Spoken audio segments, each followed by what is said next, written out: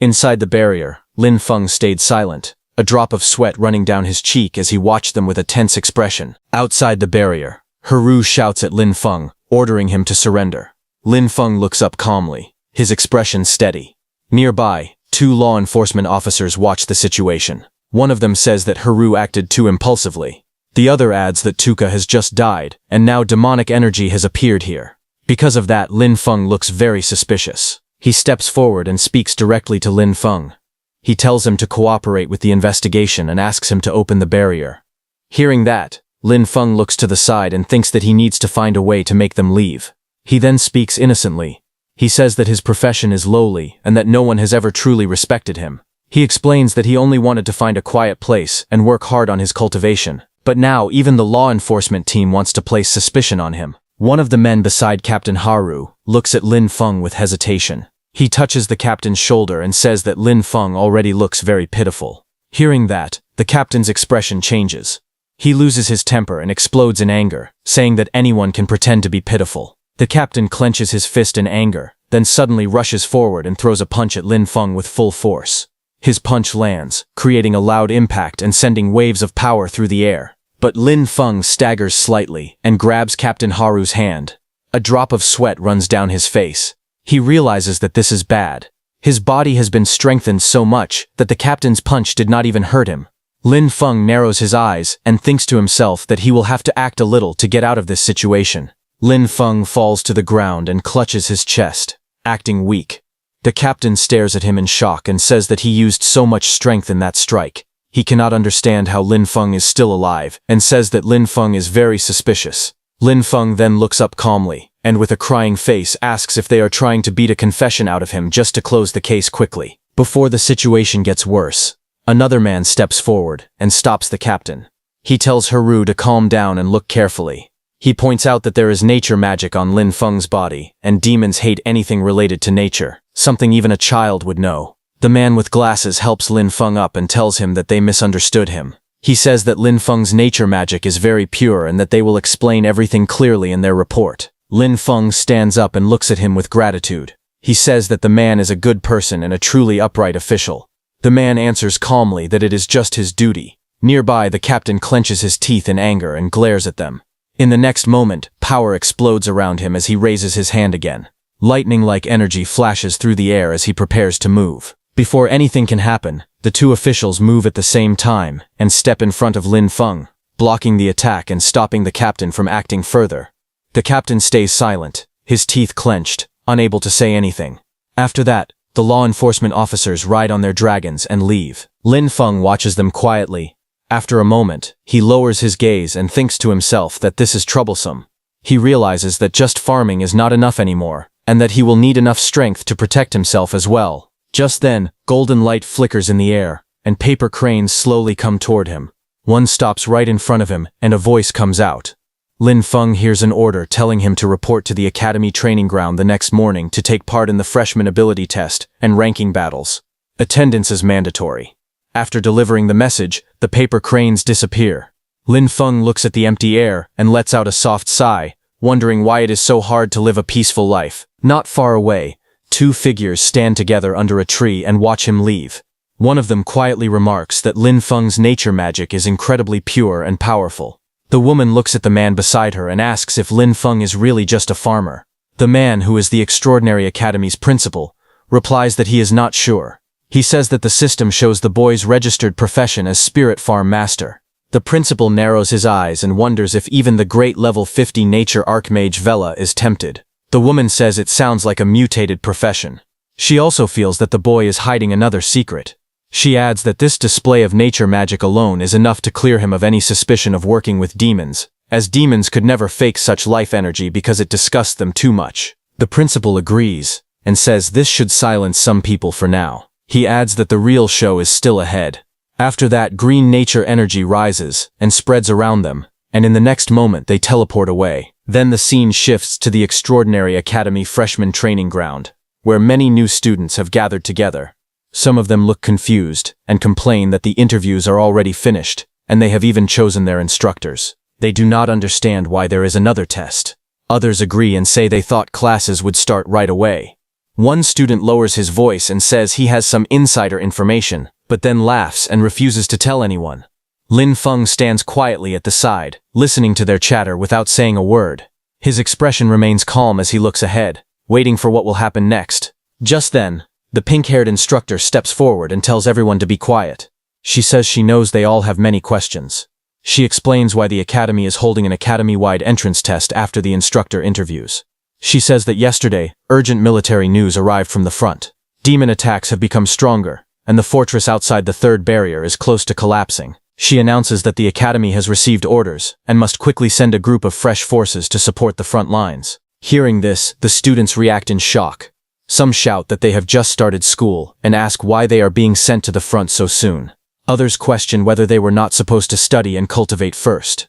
The instructor speaks coldly and says that when a nest is overturned, no egg survives. If the fortress falls, the demon army will march straight toward Fengchuan City. She asks if anyone really thinks they will still be able to cultivate safely then. She ends by saying that this is not a request, but a conscription. In humanity's time of crisis, no one can stand aside. Meanwhile, a pink-haired student stands among the crowd with a young boy beside her. The boy looks up at her and tries to speak, calling her sister, but hesitates. Not far away, Lin Feng stands quietly with his backpack on his shoulder. His expression is calm, and he looks straight ahead without reacting to the noise around him. The pink-haired girl turns back to the boy and gently tells him that it is okay and not to worry. She glances in Lin Feng's direction, her cheeks slightly red, and quietly says that he is very outstanding. She wonders if he will be chosen in the draft. After that, the pink-haired instructor raises her voice and orders all freshmen to enter the training grounds and prepare for live combat testing. The crowd begins to move forward. Lin Feng walks with them, his hands in his pockets. He quietly thinks that as a farmer-type profession, he probably will not be sent to the front lines at a time like this. Otherwise, his farming plan will be disrupted. Soon, the test begins. Lin Feng stands on the field, facing a female student holding a staff. She looks at him and calls him a spirit farm master. She says she has heard that he is good at dodging. The girl suddenly raises her staff and tells Lin Feng to turn to ashes as she attacks. Flames burst out and rush toward Lin Feng. The pillar of fire roars forward, but Lin Feng calmly steps aside. The flames miss him completely. Lin Feng looks at the attack without any panic. He says calmly that it is too slow and that her magic is not condensed enough. He adds that the fire could not even roast the sweet potatoes in his field. Hearing Lin Feng's taunt, the black-haired girl becomes furious. She frowns and begins chanting, speaking of a flame spirit sleeping at the end of the world. She raises her staff and says she will command it. While she is doing that, Lin Feng watches her quietly without saying anything. He gets bored, and before her spell can finish, he suddenly moves. Green light flashes around his arm as he strikes. He tells her calmly that her casting time is far too long. The blow lands. The girl cries out as she is sent flying backward, crashing into the ground. Green energy spreads across the arena as the dust settles. A voice announces the result of the match. Lin Feng is declared the winner. Then Lin Feng's results are displayed one after another. Lin Feng defeats opponent after opponent, and every match ends with his victory. Lin Feng scratches the back of his head and thinks that beating this many people should be enough. He feels that he can lose the next few matches on purpose. While he is thinking that, the black-haired woman steps forward and hands him some water. Lin Feng looks up at her and politely thanks her. The woman smiles and tells him that with his talent and potential, he is more than qualified to aim for a much higher stage. Lin Feng looks slightly surprised and asks what she means by a higher stage. She explains that if he earns enough credits and passes the assessments, he can be promoted into the more advanced Sunwheel Academy. The woman explains that the Advanced Academy has better cultivation techniques, stronger instructors, and even chances to obtain legendary weapons or powerful mounts. Lin Feng listens quietly, then calmly says that he appreciates the offer, but remembering the law enforcement incident, he tells her that he does not really need any of that. The woman looks surprised and asks what he wants instead. Lin Feng smiles lightly and answers that he only wants a bigger and better piece of land so he can farm in peace. Hearing that, the woman looks at him and says that he misunderstood her. She explains that she meant his final goal, what he plans to do after finishing those fields. Lin Feng answers honestly. He says that he plans to farm even more land so more people can have land to work on. He wants everyone who wishes to farm to have fields. Hearing that, the woman smiles slightly and thinks that wanting more land means wanting to reclaim all the land.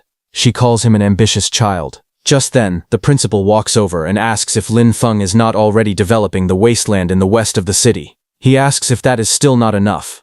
Lin Feng laughs loudly and scratches his head. He says that when it comes to farming, the more land there is, the better. Just then, there is a new announcement calling out the next match. The next match is Lin Feng versus Ai Ling.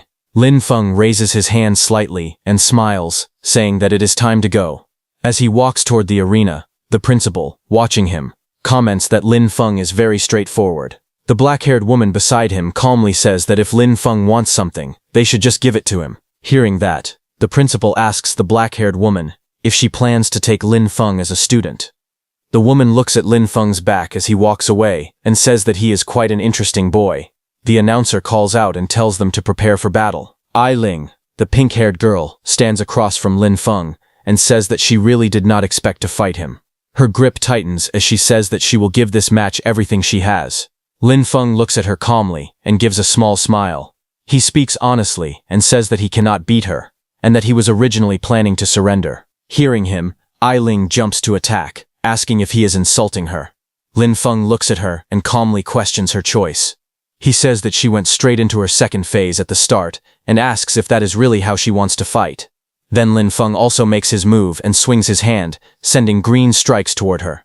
Immediately, green vines burst out and wrap tightly around Ai Ling's body, trapping her movements. Ai Ling grits her teeth and swings her leg like a blade, cutting through the vines and breaking free. The black-haired woman watching the fight looks shocked and says that a student below level 10 should not have magic this pure. The principal agrees, saying that the first time they saw it, they were shocked as well. The black-haired woman calmly says that even someone who has reached level 80 on the nature path does not have magic this pure. She says that Lin Feng's future achievements have no limits. On the battlefield, Ai Ling releases a powerful attack, but Lin Feng stands calmly behind massive green vines that block everything. The two observers agree that talents like this are extremely rare. With the right teacher guiding him, his growth will be terrifying. After watching for a moment, the woman makes a firm decision. She says that she has decided to take him as her teacher. Hearing that, the principal looks at her and says that it would not be bad if she became Lin Feng's instructor. However, he suddenly pauses and says that she said it backward. The woman looks at him seriously and says that she did not misspeak. She explains that she wants to take Lin Feng as her teacher. The principal turns to her in shock and asks if demons have burned her brain or something. The woman smiles calmly and replies that even if that were true, she still wants to become Lin Feng's disciple. At the Extraordinary Academy's freshman drill grounds, the arena explodes with movement. Lin Feng and Ai Ling clash in a whirlwind of blue energy. Their bodies spin through the air as the force of the attacks shakes the entire platform.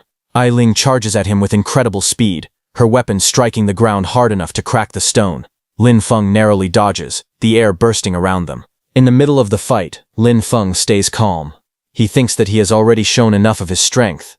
He decides that he should pretend to be weak and then admit defeat. But then a voice echoes across the arena. It warns Lin Feng that if he keeps slacking off, the academy will take back the land in the west of the city and use it for something else. Hearing this, Lin Feng slowly turns his head and looks back. The one who said that was none other than the principal. Lin Feng's expression changes as a spark of blue light flashes in his eye. He refuses immediately. In his mind, he shouts that they cannot take back his land. Absolutely not. That land is everything to him. Ai Ling's eyes widen as she watches Lin Feng. She feels his aura shift completely. Before this moment, he had only been defending calmly, letting her attacks come to him.